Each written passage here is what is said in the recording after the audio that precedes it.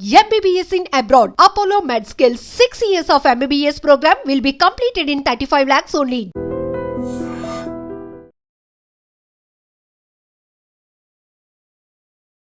అత్యంత విషాదకరమైనటువంటి ఘటన నిన్న జరిగింది. యాక్చువల్లీ ఒక 10 ఏళ్ల బాలుడు ఆడుకుంటూ తెలియకుండానే ఇప్పుడు మీరు చూస్తున్న ఈ విజువల్ ఏదైతే ఉందో తెలియకుండానే ఇగో ఈయననే ఆ బాబు అండ్ ఇదే ఆ బస్, అది స్కూల్కి సంబంధించిన బస్. అది నిన్న సాయంత్రం పూట జరిగినటువంటి ఇన్సిడెంట్. ఇది జగద్గురుగుట్ట పిఎస్ పరిధిలో ఆల్వెన్ కాలనీలో జరిగినటువంటి ఇన్సిడెంట్. మీరు చూడండి ఈ రోడ్డు ఎంత అధ్వాన్నంగా ఉందో ఒక్కసారి అబ్జర్వ్ చేయండి. ఈ రోడ్డు అత్యంత దారుణ పరిస్థితుల్లో ఉండడం, అట్లాగే పిల్లలన్న తర్వాత ఆటలు ఆడుకోకుండానైతే ఎవరు ఉండరు కదా ఆటలు ఆడుకోవడానికి. అట్లాగే మగపిల్లలైతే ఎక్కువ మటుకి సైకిల్ రైడింగ్ చాలా ఇష్టపడుతుంటారు. స్కూల్కి వెళ్ళి రాగానే స్కూల్ బ్యాగ్స్ అన్నీ పడేసి ఫస్ట్ వాళ్ళకి ఇష్టమైనటువంటి పనులు ఏవైతే ఉంటాయో అవి చేస్తూ ఉంటారు. అందులో భాగంగానే ఈ బాబుకు కూడా సైకిల్ తొక్కడం చాలా ఇష్టం కాబట్టి ఇట్లా ఇగో వాళ్ళ ఫ్రెండ్ కనిపిస్తున్నాడు. అట్లాగే ఈ సైకిల్ తొక్కుతున్నటువంటి ఈ బాబుని ఒక్కసారి చూడండి. నేను విజువల్ ప్లే చేస్తాను, ఒక్కసారి చూడండి.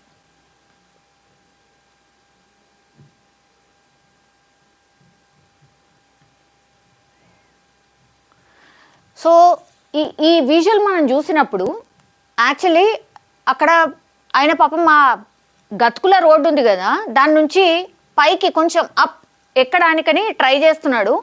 స్లిప్ అయిపోయి కింద పడ్డాడు. అప్పుడే ఈ బస్ అక్కడి నుంచి వస్తోంది. పాపం ఈ డ్రైవర్ కూడా గమనించిండో లేదో, అసలు కనిపించలే అనుకుంటా డ్రైవర్కి కూడా.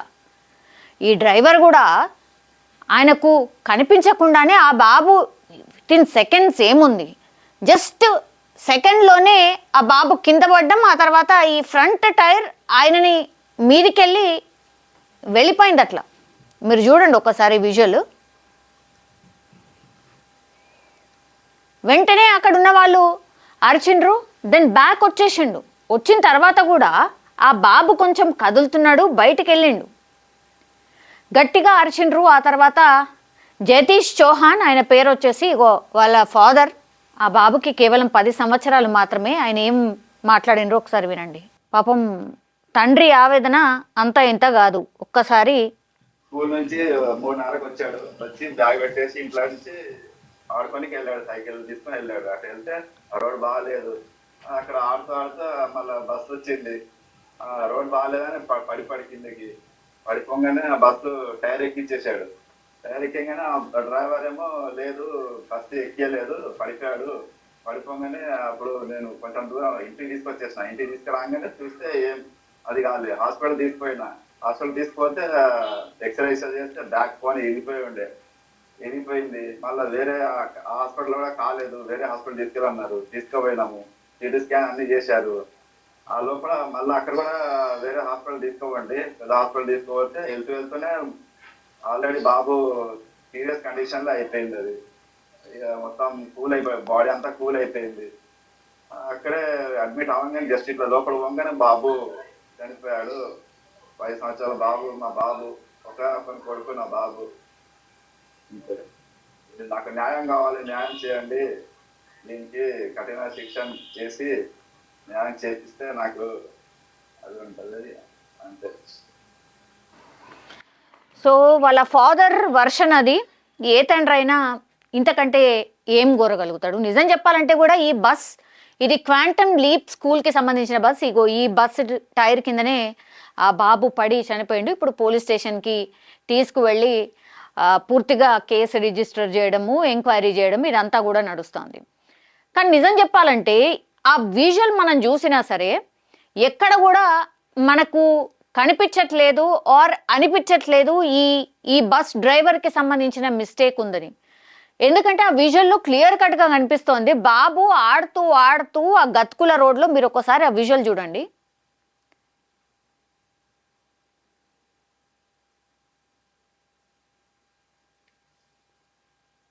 అంటే కనిపించే ఆస్కారం కూడా లేదు. అప్పటికి కూడా రివర్స్ తీసిండు ఆయన. ఆ బాబు ఇంకా కూడా కదులుతున్నాడు. ఇది వాళ్ళు ఉంటున్నటువంటి ప్రాంతం.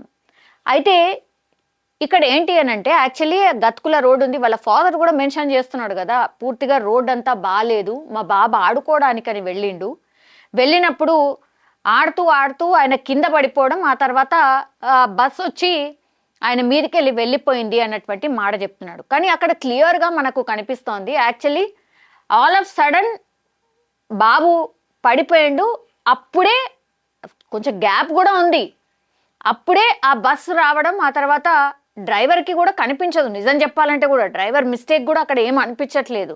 వెంటనే ఆ బస్ ఆయనని పూర్తిగా ఎక్కించినట్టుగా కూడా ఎక్కడ లేదు మనకి. సో కొద్దిగా అంటే దెబ్బలైతే తాకినాయి, 10 ఏళ్ల బాబు ఏముంటుంది చెప్పండి, అలా ఫాదర్ చెప్పినట్టుగా పూర్తిగా బ్యాక్ బోన్ అంతా విరిగిపోయింది. సో ఒక్కసారి ఆ టైర్ ఎక్కగానే ఆ బాబు బ్యాక్ బోన్ ఇరిగిపోయింది. ఆ తర్వాత పాపం ఎక్కడెక్కడ ఇంకా ఏం ఆర్గన్స్ డ్యామేజ్ అయినాయో తెలియదు, కానీ వాళ్ళ ఫాదర్ ఒక ప్రయత్నం అయితే చేసిండు.